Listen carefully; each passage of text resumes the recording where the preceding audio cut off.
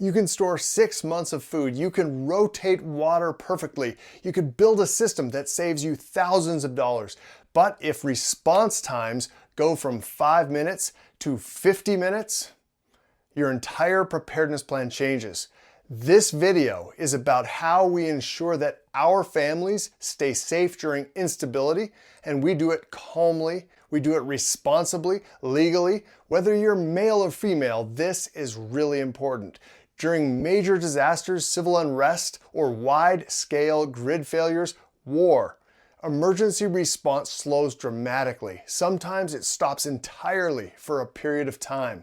This isn't just fantasy, it's math. And now we're gonna open this layer and we're gonna lock in our system.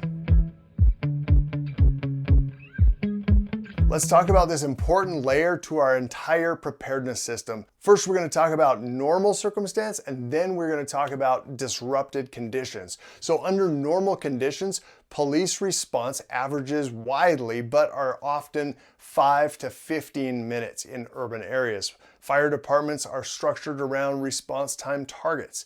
Utility crews restore power in structured priority waves. Now, under disruption, response queues, they stack up.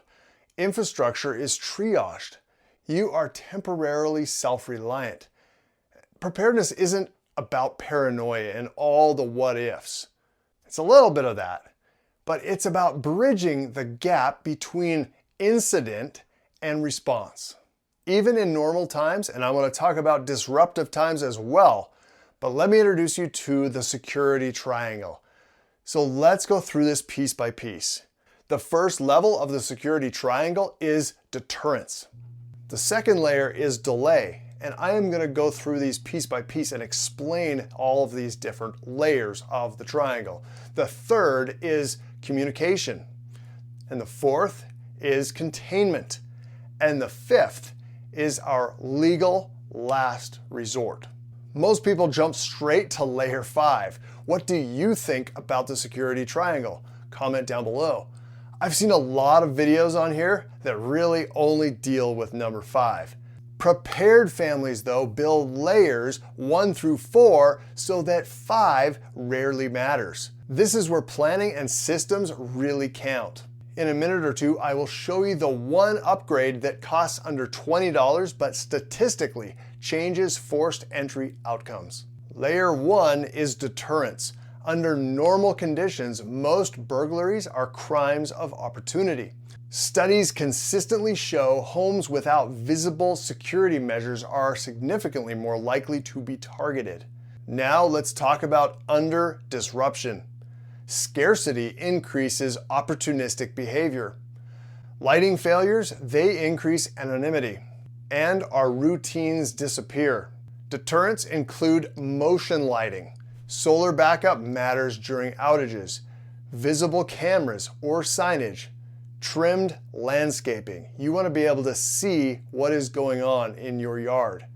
And audible dogs, even small ones, can deter. The goal is to look harder to access than your surroundings. Security is relative. Number 2 on the triangle is delay. You don't need indestructible, but you do need time. Longer hinge screws and reinforced strike plates anchor doors into structural studs instead of just trim. That's the $20 upgrade. And under normal condition, delay buys time for the first responders. Under without rule of law, or WROL, delay buys time for regrouping, gathering family, and securing our position internally in the home. We are not discussing confrontation right now. We are discussing time, and time is survival. Next, we go to what needs to happen inside the home. Our layer number 3 is our internal home plan. If something happened at 2:17 a.m., what is your plan? Most families don't know. We need to plan things like a rally point or a defensive point room or places. We have several points in our home where we can more safely observe entry points and approaches to the home while still having a level of concealment and a little bit of cover. You will have to do the same in your home, and most people have not gone through that exercise. It means getting up off the couch and checking to see where you can see doorways and windows and other entry points and where you have concealment and cover from those. So you can observe, but you also have concealment. This is important when you're talking with first responders because you're going to be able to give more accurate information to what is going on in your home and on your property. And as we go further up the triangle, it's going to become very important. You also need accurate communication and roles. Does everyone know where to be and what to do? It's also a good idea to have a simple code word like tango, tango, tango. That means to put the plan in motion for everyone. Everyone knows it's time to act. Other important things are flashlight placement. You should have them in various locations around the home where you know that you may need them. Also, in those rally points or more defensive positions, it's good to have backup power. That's so that you could keep a phone that maybe you just forgot to charge at the beginning of the night. You can actually plug that in and not go looking for your charger throughout the home. Under normal conditions, unless things escalate, we are just in a position of waiting for help. Under disrupted conditions, you are stabilizing until order restores or until home safety can be restored through use of the security triangle. Let's keep going. But first, I would like to invite you to subscribe to the channel. Hit the like button that tells YouTube that more people should see this. There's also a newer button on YouTube and it's called the hype button. Some people have it, some people don't. But if you hit it, thanks. You can also support this channel by supporting your own preparedness. In the description, there are links to products that I use and I believe in. The big one is my freeze-dried food solution store, Thrivalist, which also teaches survival courses. Precious metal provider, Silver Gold Bull, plus my preparedness list on an Amazon link. I buy from all these sources and I've made it easy for you to prepare as well using my experience to your advantage. Again, I thank you for your support. Let's get back to the video. Let's talk about the psychology of scarcity during disasters. So panic buying spikes within 24 hours. ATM cash disappears quickly. We've seen toilet paper disappear quickly, have we not? Gas stations empty in hours. You've already solved food if you followed my 3-part series on food storage. You know that I'm big into that, but some of you who have watched this channel do not know that I am into security as well.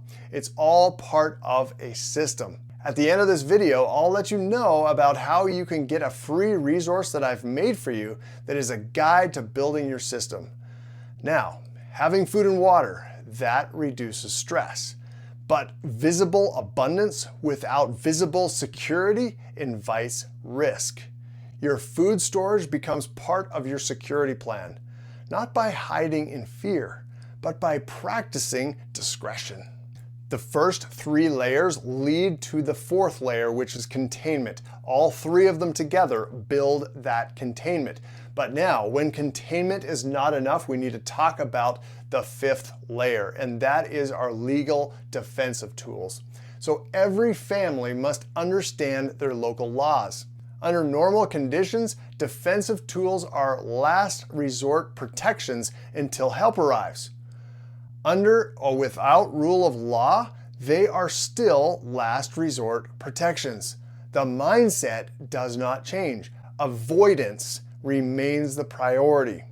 Preparedness is about preventing escalation, not winning escalation.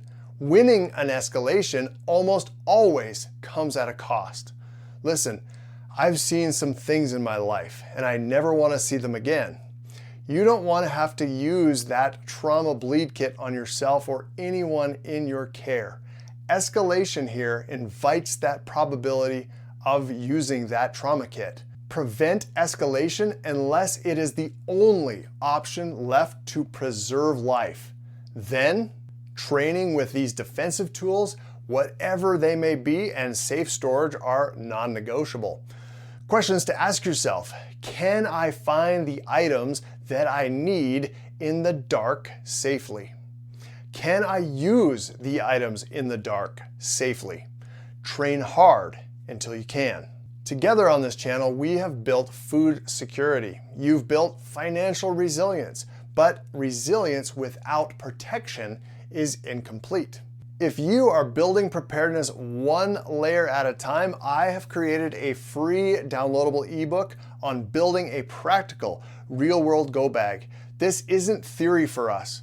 Our family has had to evacuate in the past, and these are the exact principles that we relied on. It's simple, it's tested, and focused on what actually matters when time is short. Consider it a thank you for being here and supporting the channel. You'll find the download link in the video description.